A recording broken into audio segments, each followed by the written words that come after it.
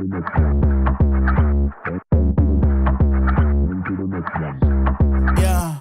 look, all of my friends going crazy. I gotta brag on myself, I amaze me. I know I'm got something that can phase me. I'm too dope like I'm back in the 80s. Okay, call me and I'm gon' slide. Pull up with me for a hell of a ride. You need a couple wins, they ain't doing it right. Hit up my line, we gon' turn up the night. Witajcie na kanale Elysian Real Estate. Dzisiaj mamy wyjątkowego gościa. Tym gościem jest ktoś prosto z Grecji. Sylwia, która prowadzi kanał na YouTubie Jeśli kochasz Grecję. Jest to kanał, który mówi dużo o Grecji. To są prawdziwe wiadomości, to są wiadomości prosto od osoby, która tam mieszka, żyje, przeżywa wszystkie rzeczy, które się dzieją wokół niej. Sylwia, proszę, przedstaw się nam. Witam Was bardzo serdecznie, witam Ciebie, Marcin, i Twoich widzów. Ja jestem Sylwia, od 19 lat mieszkam w Grecji, prowadzę tutaj kanał Jeśli kochasz Grecję, zarażam ludzi swoją miłością do tego kraju, a zawodowo zajmuję się pozycjonowaniem i tworzeniem stron internetowych. Wraz z mężem Konstantynosem prowadzimy firmę Wisdom.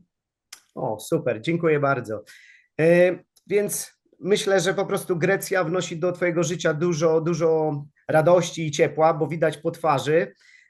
To jest coś, czego brakuje w krajach, gdzie jest dużo zimniej. Co sprawiło, że zakochałaś się w Grecji? Co sprawiło, że jesteś tam, żyjesz? W sumie zaczęło się od przypadku, dlatego że tutaj wyjechała moja koleżanka. Ona wyszła za Greka. I właśnie pamiętam, była taka strasznie zimna zima w Polsce, która nie chciała się skończyć. No i tak właśnie do niej pisałam SMS-y i marudziłam, mówiłam: ojej, kurczę, jak tutaj zimno, jak ja nie cierpię tego zimna. Ona mówi: co ty? Ja siedzę sobie na werandzie, jestem w krótkim rękawku i jest znakomicie. I tak jej tego strasznie pozazdrościłam, że w środku zimy ma to słoneczko, że ma tą plażę, że ma to morze zaraz pod ręką. No i stwierdziłam, że ja też bym tak chciała. I po prostu w momencie, kiedy ona przyjechała do Polski, ja w ciągu 3 dni zdecydowałam się na wyjazd, zamknęłam moje wszystkie sprawy i po prostu pojechałam w ciemno.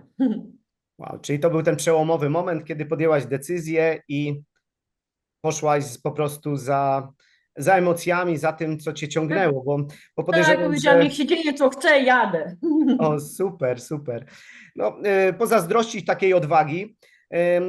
Także na pewno jak to chce, jeżeli 20 lat temu podejrzewam, że Grecja też była innym krajem, że teraz Grecję kojarzy się tylko z pogodą i pięknym klimatem.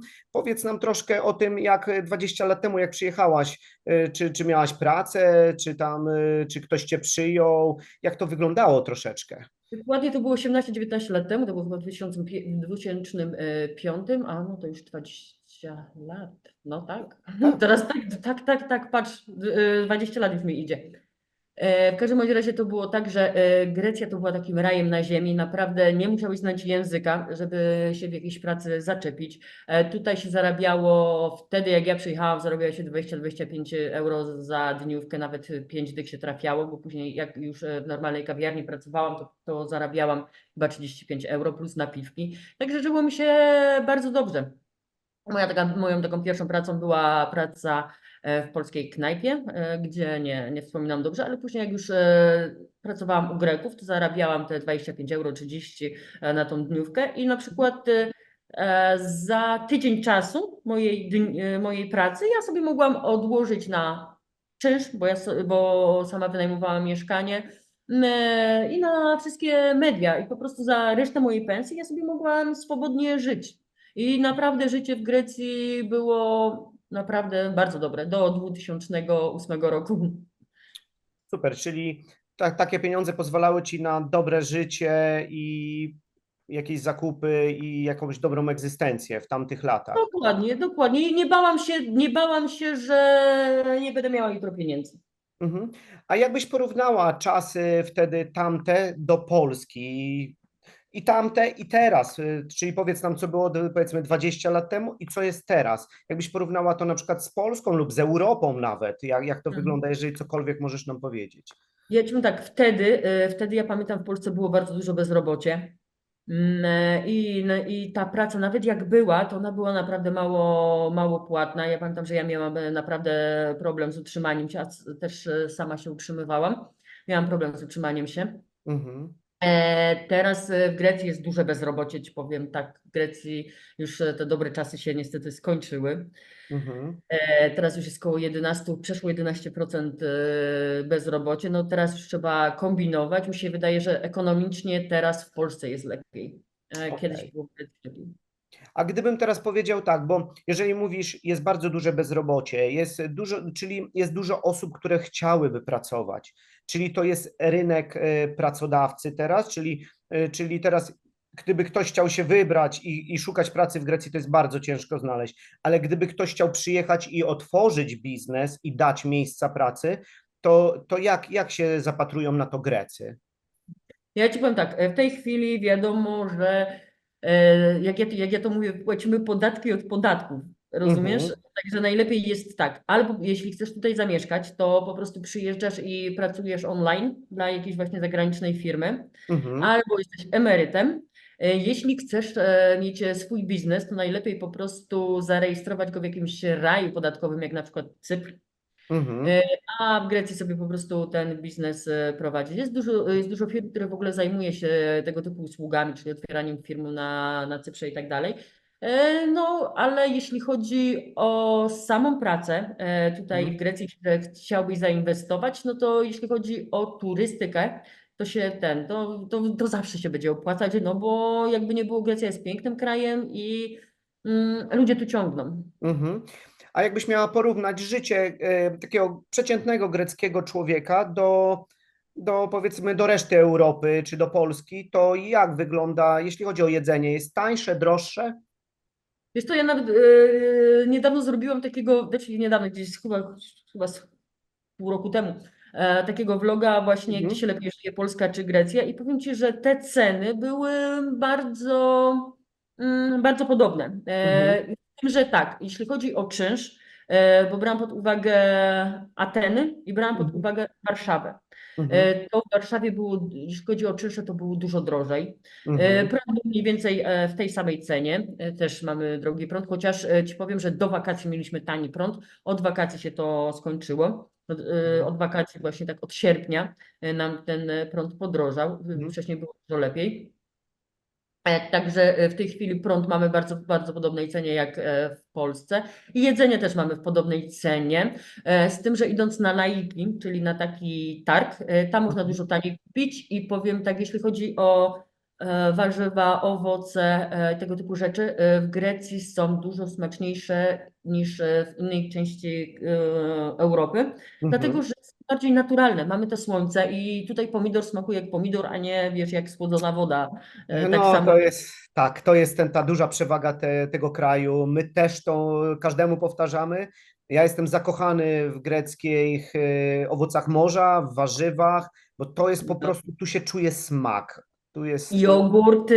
Jogurty, przeciery pomidorowe, soki pomidorowe, pomidory, ogórki, one pachną, normalnie pachną tak Mhm, jak wiesz i psują się. O. mhm. Czyli nie są napompowane tak, Czyli wiesz, nie tak tak, nie ma w nich chemii, czyli jest to coś, chemii, no. które trzeba zjeść od razu i kupić sobie znowu świeże i no piękne, to jest Dokładnie. piękne, to jest coś, czego potrzebujemy w naszych czasach, które są mocno chemią zepsute i pogonią za szybkością i za pieniędzmi. To jest ta dobra część Grecji, która daje nam dużo ciepła, dużo zdrowych warzyw, owoców, także to jest coś pięknego. A czym różni się styl takiego przeciętnego Greka od na przykład od Polaka, od Europejczyka? Czym oni się wyróżniają? Jak ja to mówię, wiesz, bo tutaj w Grecji jest takie powiedzenie siga, siga. Jak to mówią Grecy, siga, siga, siga, siga. To znaczy pomału, pomału. I oni Mhm, właśnie mają taki charakter, że nie przejmują się tak bardzo tym pędem życia. Oni na przykład widzisz, nie wiem, czy słyszałeś o takiej wyspie jak Ikaria. mhm, To jest wyspa ludzi długowiecznych. Tam ludzie żyją, tam taki średni mieszkaniec Ikari dożywa 90 i tam właśnie oni mają taki styl życia, że oni się w ogóle niczym nie przejmują. I powiem tak, że większość Greków ma coś takiego. Nie powiem, że wszyscy, ale właśnie większość Greków ma coś takiego, że po prostu no nie przejmują się, żyją po prostu swoim tempem życia. Są i w ogóle mają taką pogodę ducha w sobie, bym powiedziała. Ja właśnie też gdzieś tam zrobiłam o tym vloga, czy jakiś artykuł też pisałam, właśnie taka różnica, że jeśli zapytasz jednego Greka, co słychać, ty kanis albo pospas, to Grek ci zawsze odpowie kala, kala, telia, doxa to teo, czyli pięknie, super, dzięki Bogu. A jak zapytasz się Polaka, co słychać, to ci odpowie stara bida. I odpowiadasz, nie, to dobrze, że ta stara, bo ta nowa jest jeszcze gorsza, prawda?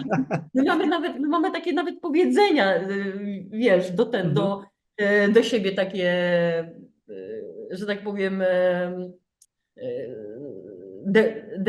z depresją, czy tak powiem, takie Czyli smutne, nie? Grecy są bardziej radośni, przyjaźnie nastawieni do życia, mimo Tak, jakiegoś dokładnie. tam, że nie są ekonomicznie czy finansowo w dobrej pozycji teraz na ten moment, to pozytywni są, po prostu duchowo nastawieni są lepiej. Także no, to jest coś, co nas też no, ciągnie do tych ludzi, bo oni są pozytywni. A To jakie jest są... taka ich mentalność, wiesz? Okej. A jakie są twoje ulubione greckie tradycje lub jakieś zwyczaje, które no ty przyjezdna, ale przejęłaś je od Greków, bo je lubisz na przykład? Moja pierwsza taka ukochana, najlepsza tradycja grecka, która się za niedługo będziemy celebrować, to jest Katarideftera, Mhm. czyli czysty poniedziałek. Czysty A, poniedziałek. tak, czysty poniedziałek to jest coś takiego jak środa popielcowa w Polsce, Mhm. czyli oczyszczamy nasze dusze. To jest pierwszy dzień postu i Mhm. wtedy jemy owoce morza, a wtedy jemy coś takiego jak tyra mosalata, czyli to jest Mhm. taka w rodzaju takiego różowego puddingu. To jest Mhm. taka pasta z ryby z majonezem. A do tego jemy oliwki, do tego pijemy uzo, no owoce morza, tak jak powiedziałam, no i halwę jemy, tak. Halwę, jeśli chodzi Mhm. o słodycze. I potem idziemy albo na Akropol, albo nad morze i Mhm. puszczamy sztawce po to, żeby nasza dusza oczyściła się z grzechów i popłynęła wysoko do nieba. O, super. No, pięknie, Czyli pięknie. Wiesz, jak jest pięknie, jest po prostu to niebo stałe takie kolorowe. Ja mimo, że już dawno nie jestem dzieckiem, ale uwielbiam to robić, puszczać Czyli, latawce. czyli wygląda na to, że przejęłaś tradycje trochę już greckie. One są pewnie troszkę bardziej spokojne, gdzieś tam jakaś taka uczta dla duszy i umysłu. Oj, oj, oj, oj, oj, oj, ja nie wiem, czy one takie są spokojne, bo jak mamy Paschę, czyli Mhm. święta nie Bożego Narodzenia, tylko Wielkiej Nocy Mhm. i i wszyscy idziemy, w ogóle to wygląda tak, jakbyśmy szli w ogóle, jak wiesz, pierwsi chrześcijanie, jak idą z tymi świecami w nocy, nie? To my też Mhm. tak idziemy ze świecami w nocy do kościoła. Przed kościołem jest ołtarz i na tym ołtarzu pali się święty ogień i my po prostu bierzemy ten święty ogień i odpalamy sobie od świeczki i wtedy Mhm. życzymy sobie tej Kalopaschy, czyli dobrej Paschy, wesołych świąt i tak Mhm. dalej. W momencie, kiedy wybija 12, to jest w ogóle niebo jest kolorowe, bo jest bardzo dużo fajerwerków, dzwonią dzwony i po prostu cała Grecja, ci mówię, że jest bardzo głośno. W ogóle Grecy są Okej. głośni. Właśnie chciałem zapytać, czy Grecy to naród właśnie głośny, jeśli chodzi o obyczaje, o... Tak jak wszyscy południowcy, oni nie mówią, tylko krzyczą. Okej. Mam Czyli, jednego Greka, to ci mówię uszy, a jakże jego cała rodzina się zejdzie, jak on tak się przekrzykuje jeden przez drugiego, to szaleć można. czyli jak jesteśmy przy Grekach, to powiedz mi, jak wygląda grecka gościnność, taka w praktyce, jak poznają kogoś lub, nie wiem, ktoś przyjeżdża, czy między sobą, w rodzinie, jakie są ich takie obyczaje, jaka jest ta gościnność? Grecy są bardzo gościnni, po prostu przychodząc do jednego Greka, oczywiście od razu cały stół ci nastawi i każe ci wszystkiego spróbować. I nawet jeśli nie masz ochoty, to powinieneś spróbować, bo się obrazi. Okej. I przede wszystkim trzeba pochwalić jak najbardziej kuchnię pani domu i tak dalej. Mhm. I co jeszcze, jeśli dostajesz prezent, Mhm. to nawet jeśli ci się nie podoba, musisz wziąć, bo też obraza będzie straszna majestatu. Nie ma takiej mocy, żebyś nie wziął prezentu od Greka. Mhm. No nie wypada. No tak, tak zazwyczaj jest, no wszędzie raczej, żeby, no prezent to jest prezent. Także, a co najbardziej cenisz sobie w Grecji na co dzień? No na pewno klimat. Klimat jest tutaj piękny, chociaż teraz mamy zimę, więc. Ale na przykład u nas w Atenach rzadko spada temperatura poniżej 0 stopni. Zwykle w zimę mamy jakieś 15 stopni i w ogóle Ateny są najbardziej słoneczną stolicą Europy. Mamy około 255 dni słonecznych. Ktoś mi tam Mhm. kiedyś pisał, że na Malcie jest trochę więcej. No dobra, Malta jest bardziej taką wyspą niż państwem, no też państwem w Mhm. sumie. Tak. No ale tak.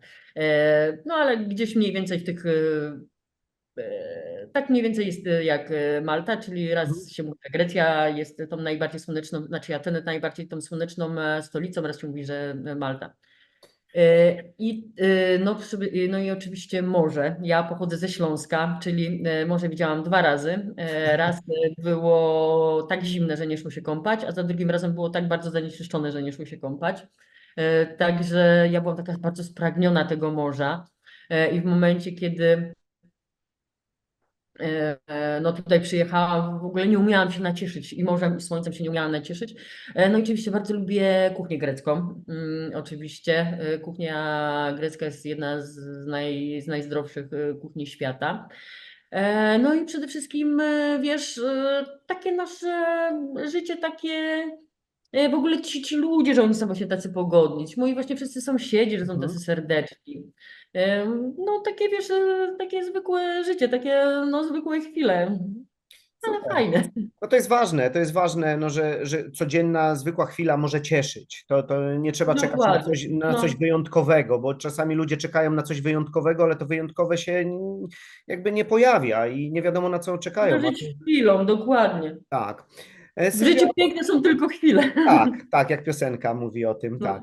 Sylwia, jakbyś miała polecić jakieś miejsca w Grecji, czy to turystyczne, czy do zwiedzania, takie, które są naprawdę pomijane lub takie, które są wiadomo, które są bardzo znane, ale takie na przykład czy znasz coś takiego, co jest bardzo pomijane, a znasz to i wiesz, że tam to jest coś ciekawego dla turysty, Mhm. dla zwykłego człowieka, który przyjeżdża do Grecji.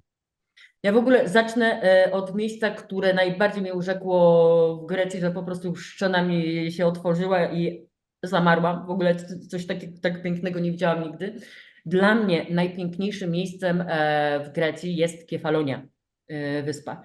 Kefalonia jest przepiękna. W ogóle wszystkie wyspy Morza Jońskiego są cudowne. Mhm, I w ogóle jest taka miejscowość Assos na Kefalonii. To jest jedzie się tak od plaży Myrtos, która jest niesamowita, jest wielka, piaszczysta, z takim lazurowo-błękitnym morzem i jedzie się od tej plaży Myrtos i jedzie się właśnie w kierunku Assos i w momencie, kiedy się zjeżdża, to jest no, takie miasteczko na Kefalonii i w momencie, kiedy się zjeżdża do tego miasteczka, jest tak niesamowity widok, że normalnie zapiera dech w piersi, a w ogóle same miasteczko Assos jest niesamowite, naprawdę przepiękne, przecudne.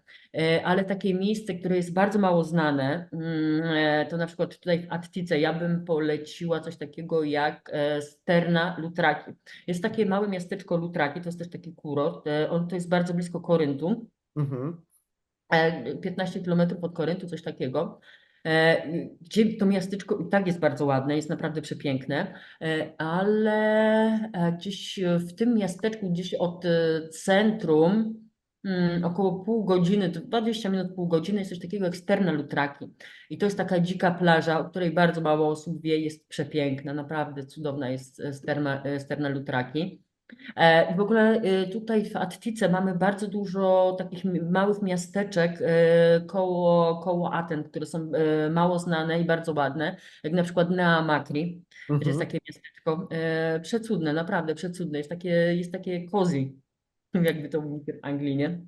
Piękne, Super, piękne. czyli Ci odpowiedziałaś już na moje pytanie, że są jakieś sekretne miejsca takie właśnie, bo też myślałem zapytać, czy są jakieś takie ukryte, sekretne, gdzie tylko lokalni ludzie wiedzą o tym, No. czyli są takie miejsca, można je odkrywać, Mhm. także, a powiedz mi, na co warto zwrócić uwagę, jakby ktoś chciał, nie wiem, przeprowadzić się do Grecji na przykład? Mhm. Coś, jakaś taka rada, jak ktoś by chciał, podejmuje decyzję taką życiową, jak ty na przykład. Ty już wiesz, pewnie popełniłaś błędy, swoje już gdzieś tam przeszłaś, więc teraz już możesz komuś powiedzieć, co warto zrobić. Mhm. Ja przede wszystkim tym, którzy chcą się przeprowadzić do Grecji, mówię: albo masz emeryturę, że nie musisz się tutaj starać Mhm, o robotę, albo właśnie pracujesz online, albo masz swój biznes, żeby mhm, po prostu nie liczyć na nikogo. To mhm, jest pierwsza sprawa.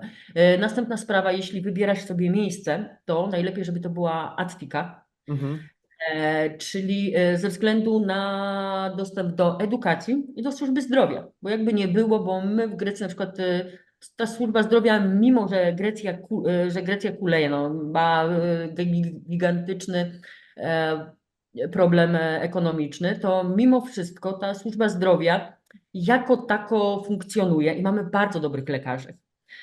Z tym, że właśnie tych bardzo dobrych lekarzy mamy w Atenach. Bardzo mało lekarzy jest właśnie poza Atenami, takich jeśli chodzi o specjalistów, prawda? Także jeśli chodzi o dostęp do służby zdrowia, to lepiej być tutaj blisko Attiki. I tak samo jak masz dzieci w wieku szkolnym, prawda? mhm. Bo jeśli chodzi o edukację w Grecji, no to też kuleje. Jak Grecy zapatrują się na obcokrajowców, czyli na rozmowę na przykład w języku angielskim, no bo żeby się jakoś wspólnie porozumiewać, jak ktoś nie zna greckiego oczywiście. Ja ci powiem tak, oczywiście, że lubimy obcokrajowców, obcokrajowców żyją, ale ja ci powiem tak, że ludzie 50 plus w Grecji, rzadko który zna angielski. Ale ci młodzi znają, ci młodzi znają. Do niedawna był problem na przykład w urzędach się porozumieć po angielsku, w tym Mhm. momencie już tak nie ma.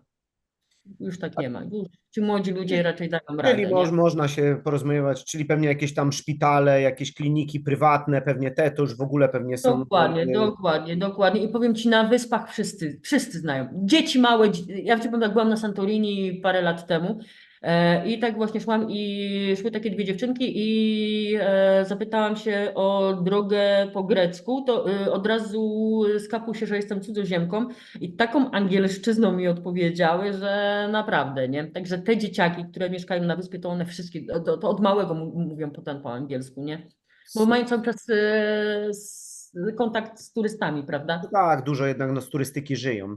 No. Sylwia, a co byś poradziła jakimś osobom, które marzą o życiu w Grecji albo boją się zrobić ten pierwszy krok? To jakbyś miała tak krótko powiedzieć, co byś zrobiła? Jak byś Znaczy, doradzała? ja ci powiem tak, jeśli chodzi o ten czas teraz, no jak ja tutaj przyjechałam, to było zupełnie inne życie, prawda? Teraz tak, jeśli jesteś młody, jeśli chcesz przygody, no to jak najbardziej ci polecam Grecję, nawet gdybyś miał tutaj, nie wiem, pomieszkać pół roku, zawsze będziesz miał jakąś fajną przygodę, prawda? A co będzie, to czas pokaże. Dużo młodych ludzi na przykład dostaje tutaj też pracę właśnie w jakichś kurortach, gdzieś tam na recepcji. Także powiem tak, że jeśli masz taką ochotę, to też gdzieś tam się zaczepisz, prawda? Mhm. No jeśli masz rodzinę, no to tutaj się bardzo zastanów, czy ci się będzie opłacać, ja w ten sposób powiem, nie? Mhm. No i tak jak mówiłam wcześniej, że jeśli chodzi o tą pracę, bo jednak jest tutaj bezrobocie, nie? Czyli własny biznes, albo przyjechać z majątkiem jakimś, który ci pozwoli żyć. No, czyli Dokładnie. są rozwiązania. Pogoda na Albo, pewno, pogoda jest na pewno w Grecji przez większość roku, więc jeżeli ktoś szuka pogody, to jest to miejsce do życia. Są to przyjaźni ludzie, podsumowując. Jest dobre dokładnie, jedzenie, świeże jedzenie, naturalne, dokładnie. czyli to, czego szukamy. No super. Podsumowując tą rozmowę, Bardzo chciałbym Ci podziękować za tą inspirującą rozmowę.